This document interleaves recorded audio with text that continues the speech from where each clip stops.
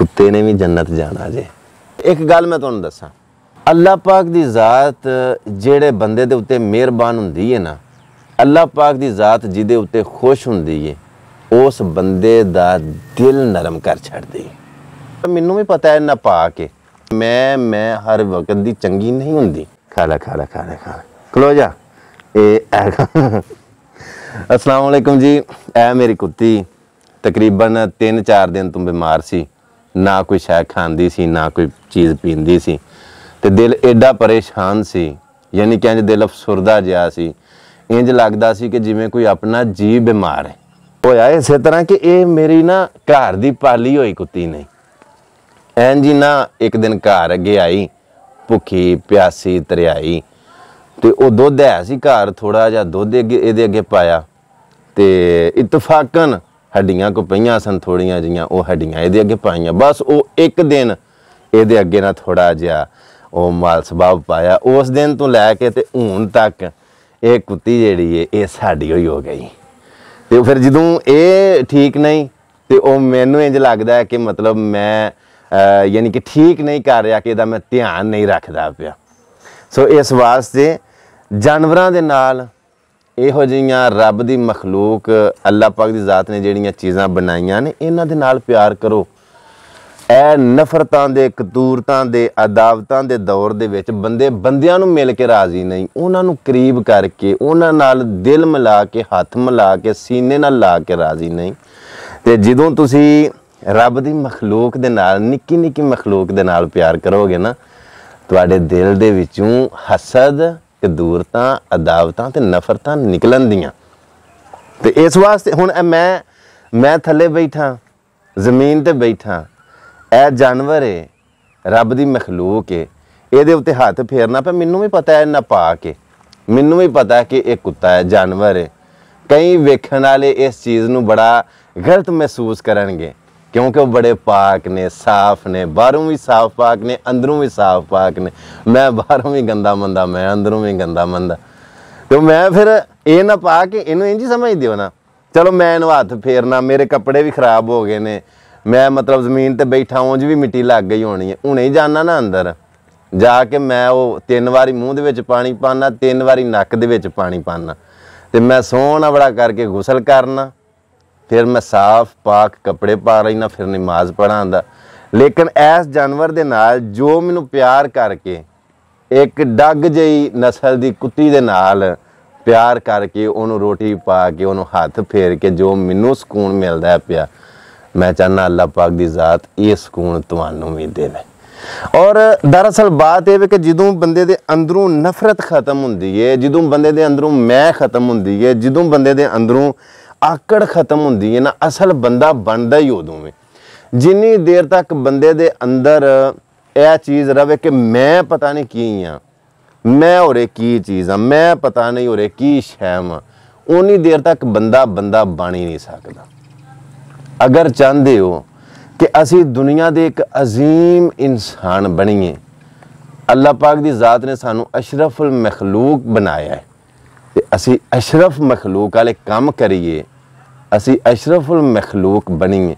उहदे वास्ते सब तो अव्वलीन फर्ज ये वे कि तुसी अपने अंदरों गुरूर, तकब्बर, हसद ते मैं खत्म करो। मैं पता नहीं की हाँ, मैं और एक की चीज़, ਇਹ ਜਿਹੜੀ मैं ਹੁੰਦੀ है ना, ਜਿਹੜੀ ਆਕੜ ਹੁੰਦੀ है, ਜਿਹੜਾ ਗਰੂਰ ਹੁੰਦਾ है, ਜਿਹੜਾ ਤਕੱਬਰ ਹੁੰਦਾ है, ਇਹ ਮੈਂ हर वक्त ਦੀ ਚੰਗੀ नहीं ਹੁੰਦੀ। ਇਸੇ मैं ने ਭਰਾ ਨੂੰ ਭਰਾ ਤੋਂ दूर ਕੀਤਾ, ਇਸੇ मैं ने ਪਿਓ ਪੁੱਤਰ ਨੂੰ दूर ਕੀਤਾ, ਇਸੇ मैं ने यार यारां ਤੋਂ दूर ਕੀਤੇ, ਇਸੇ मैं ने बड़े बड़े अजीज रिश्तियां ਦਾ कतल ਕੀਤਾ, और ਇਸੇ मैं ने ਬੰਦਿਆਂ ਨੂੰ ਕਬਰੇ ਪਾ ਛੱਡਿਆ। अगर चाहते हो कि कोई मुकाम पाना, कोई रुतबा, इज्जत, मर्तबा पाना, फिर अपने अंदरों गुरूर ते तकब्बर ते मैं ख़त्म करो। बैठ जाता हूँ खाक पर अक्सर, अपनी औकात अच्छी लगती है।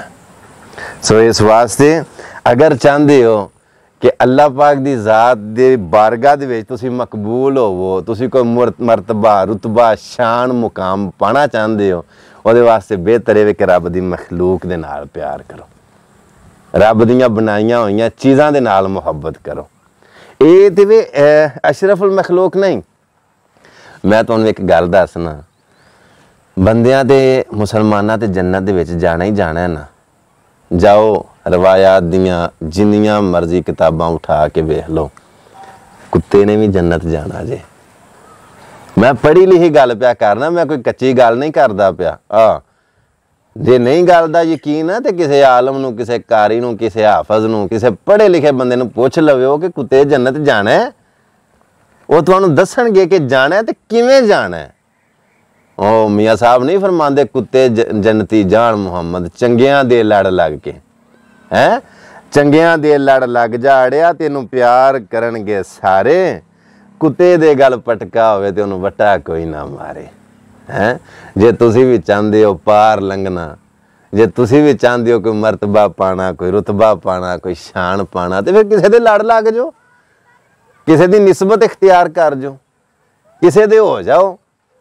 वो सियाने आंदे नहीं, जां किसी दे हो जाओ ते जां किसी नूं अपना कर लो। कोई एक गुण ते होना चाहिए ना, जां ते फिर किसी दा हो जाओ, जां किसी नूं अपना कर लो। बाकी गल्लां करन नूं बथेरियां हुंदियां ने। मैं आना कि जिन्नियां सोहणियां गल्लां असीं करने आ ना, अगर इन्हां गल्लां दे उत्ते अमल कर लई ना तो साडी जिंदगी खुशगवार बन जावे। लेकिन स्टेटस बड़े बड़े सोहणे लाए हुंदे ने, गल्लां बड़ियां बड़ियां सोहणियां करनियां, अमल उक्का बिल्कुल कोई नहीं। लेकिन इंज ते नहीं ना, वो किसी आखण वाले ने आख्या अमल से जिंदगी बनती है, जन्नत भी जहन्नम भी ये खाकी अपनी फितरत से ना नूरी है ना नारी है। एक गल मैं तुहानूं दसां, अल्लाह पाक दी ज़ात जेड़े बंदे दे उत्ते मेहरबान हुंदी है ना, अल्लाह पाक दी ज़ात जिहदे उत्ते खुश हुंदी है, उस बंदे दा दिल नरम कर छड्डदी है। जेड़े बंदे दा दिल सख्त है ना, वो गौर करे और इस चीज़ की फिक्र करे कि अल्लाह पाक दी ज़ात साडे ते नाराज़ है क्योंकि दिल सख्त है। अल्लाह पाक दी ज़ात साडे सारियां दे दिल नरम फरमावे। ए टाइम ए वक्त ऐसा है, बंदे आंदे ने कि नस्ली चीज़ां नूं तरजीह दिओ जी, नस्ली बंदे नाल बना के रखो जी, बद नस्ले नाल ना तलक रखो जी। मैं ना नस्ली बंदियां नाल, नस्ली जानवरां नाल ते सारी रखदे ने। अगर कोई बद नस्ल है, मिसाल दे तौर ते कोई चंगी नस्ल दा नहीं, ते ओहदे नाल भी निभाना, ओहदे नाल बना के रखना जां ओहदे नाल प्यार करना, ये भी सारियां दे वस दा रोग नहीं। जे तुसी एक बड़े चंगी नस्ल दे बंदे दे नाल, चंगी नस्ल दे जानवर दे नाल प्यार कर दिओ ते कोई बड़ी गल है, ये कोई बड़ी बात नहीं। क्योंकि चंगी नस्ल दे बंदियां नाल या चंगी नस्ल दे जानवरां नाल ते सारे ही प्यार कर लैंदे, सारे ही उन्हां नाल निभा लैंदे ने। ते जे किसी बद नस्ल नाल जां भैड़े नस्ल वाले दे नाल निभा के वहाईए, मज़ा ते तां है ना, जिगरे दा पता तां लगदा है ना।